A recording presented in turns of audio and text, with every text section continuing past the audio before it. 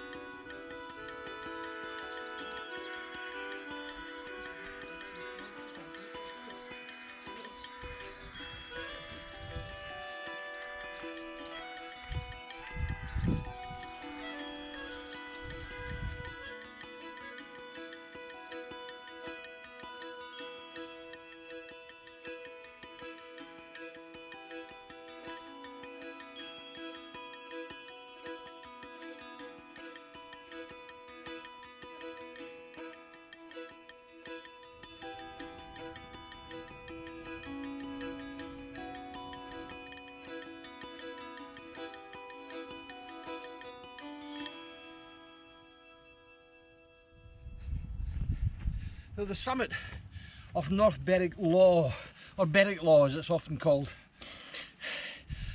It's quite amazing, this place, because it's a volcanic plug which is the remnants of the original volcano that blew here many thousands, maybe millions of years ago. So I mean, this is 416 feet high, and this is just the plug. It gives you an idea of what the size of the original volcano must have been. And it's quite an interesting place. It's been used as a signal point, a lookout point for many years. And there's these a replica of whale's jawbones.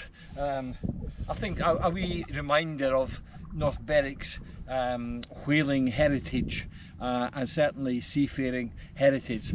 So it's good to be up here. It's a fairly easy walk, and amongst all the people who have wandered up this hill over the years, it was a favourite place of the great John Muir when he was a boy growing up in nearby Dunbar. So as you wander over this wee hill, just remember you're walking in the footsteps of John Muir, the world's greatest ever conservationist.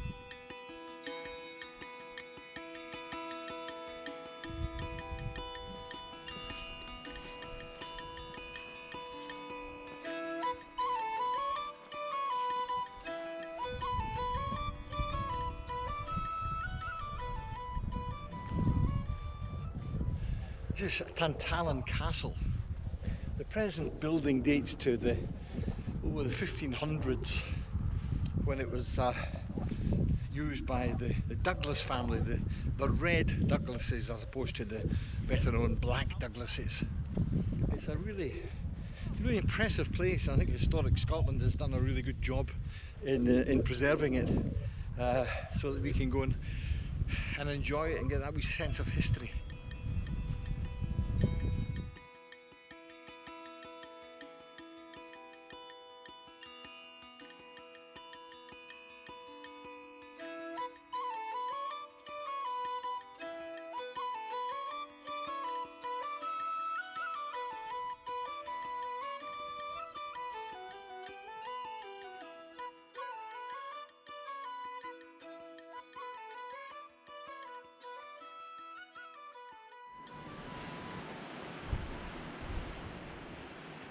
The Bass Rock, another volcanic plug with an intriguing story of its own.